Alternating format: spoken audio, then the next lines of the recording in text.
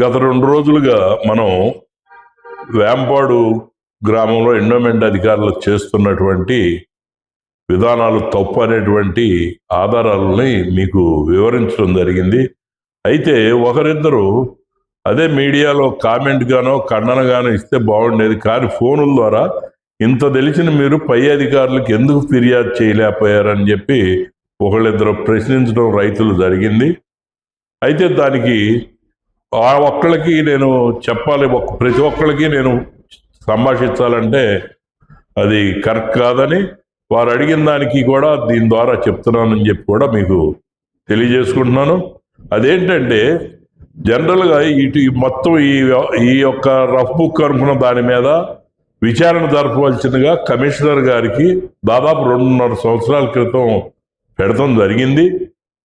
మరి ఆ పెట్టినప్పుడు వారికి ఒక నిర్ణీతమైన గడువు ఉంటుంది. ఆ గడువు లోపల వారు ఏదో ఒక నిర్ణయం తీసుకున్నారు, లేదు ఏంటి కారణం అనేది కనీసం మాకు తెలియజేయాల్సి ఉంటుంది. నేను పెట్టిన దానికి రాలేదు, టైం గడిచినా కానీ మరి ఎందుకు అది పక్కన బారేసినట్టుగా అనిపించి ఆ తర్వాత స్టెప్ ఏంటంటే ఇన్ని రోజులు నిర్ణీత గడువు అయ్యాక హైకోర్టును ఆశ్రయించవచ్చు. తిరిగి హైకోర్టుని ఆశ్రయించడం జరిగింది. మరి కోర్టులో మరి అది 2.5 సంవత్సరాలుగాను దాదాపు పెండింగ్లోనే ఉంది. కాబట్టి ఇక విధి లేక మరి కాలాతీతం అయిపోతుంది. అవి తేలేదలికిద్దేగదు. ఎప్పుడో 90లో జడ్జిమెంట్ వస్తే 2003లో చంద్రబాబు గారు ఇచ్చిన జీవోనే ఇళ్ళు రద్దు చేపించారు.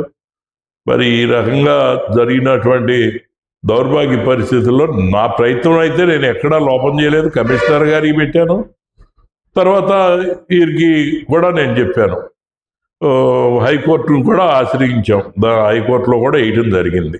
కాబట్టి దీన్ని మీరందరూ గమనించాలని, వీటన్నిటికి కూడా ఏంటంటే ఇప్పుడు మూల కారణం ఈ క్రియేటర్ అంతా కూడా తాత విఘ్నేశ్వరరావు 2006లో ఈవోల్ని కొంచెం పైన ఆర్జేసీ లెవెల్లో మేనేజ్ చేసి ఈ రఫ్ బుక్ మొదలు పెడతాం అది చేశాడు. ఆయన జనరల్గా ఏంటంటే 888 జిఓఎంఎస్ నెంబర్ ఏదో ప్రకారం ఎండోమెంట్లో పనిచేసేటువంటి ఎవరైనా ఎంప్లాయీ ఏ గుళ్ళో అయితే ఆయనకు ఉద్యోగం పుట్టిందో అక్కడే చేయాలి తప్ప వేరే గుడికి వెళ్ళకూడదు అనేది కూడా మేము ప్రయోగం చేస్తే మా వెనకమాల ఒక మాజీ సర్పంచ్ గారు వాళ్ళు మరి వాళ్ళ ప్రయత్నాలు వాళ్ళు చేసి అతన్ని కాపాడకుండా ఈ అక్రమ పద్ధతులకు పాల్పడేటట్టు ప్రోత్సహించారు. అది కూడా అర్థమైనా చేసే పరిస్థితి ఏం లేదు. దీనికి ఏం చేశాడు, మారిపోయి కనీసం రిటైర్ అయ్యాక ఈ మధ్య రైతులు తిరుగుబాటు చేశారు, అతన్ని ఎందుకు మార్చరు, అసలు తీసేరేంటి, రిటైర్ అయ్యాక ఇంక ఇక్కడ ఏంటి పని అని. రిటైర్ అయ్యాక కూడా మన సతీష్ కుమార్ గారు అతన్ని కొనసాగించడానికి చూసింది అందరికీ తెలిసిందే. ఇక రైతులు ఒత్తిడి మీద అతను చేసినటువంటి తప్పుల మీద ఆ ఒత్తిడి వల్ల అతన్ని తప్పించినట్టు నటించారు. ఎందుకంటే శివుడికి గనక 3 నేత్రాలు ఉంటాయి కదా, ఒక 3వ నేత్రం లాగా సీసీ కెమెరాలో ఆయనకు ఒకటి ఇక్కడ ఆపరేషన్ చేయడానికి అక్కడ పైన ఏర్పాటు చేసి ఆయన ఇంట్లో కూర్చుని ఎవరు వస్తున్నారు ఎవరు వెళ్తున్నారు, వాళ్ళు న్యాయం కోసం వస్తే దాన్ని ఎలా అన్యాయంగా ఎలా చిత్రీకరించవచ్చో ఈ వివరాలన్నీ ఆయన చెప్తున్నాడు. చివరికి అది కూడా గమనించి రైతులు తిరుగుబాటు చేస్తే అది కట్ చేశారు. కానీ సతీష్ కుమార్ గారి ముందు ఎవరు అవుతారని ఆయన బిఎల్ ఆయన ఏం చేశారు, ఇవన్నీ ఎందుకులే నీకు 5 గుళ్ళు అకౌంట్లు ఇప్పిస్తారని 4-5 గుళ్ళు అకౌంట్లు రాసుకుంటా అక్కడ జీతం అది ఇప్పిస్తా.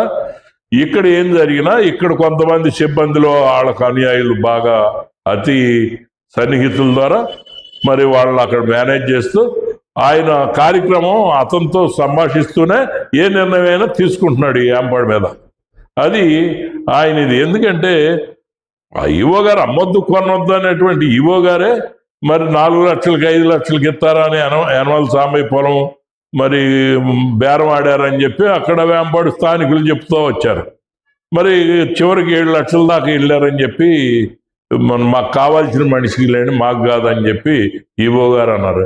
ఇంకెక్కడ అమ్మొద్దు, ఇంకెక్కడ కొనొద్దు, ఏంటండి ఇది ఈ విషయాలు, ఈ నిజమో కాదో స్థానికులను అక్కడ అడిగితే మీకు అర్థమవుతుందని చెప్తూ తర్వాత అంశాలు రేపు మాట్లాడదామని సెలవు తీసుకున్నాను. నమస్కారం.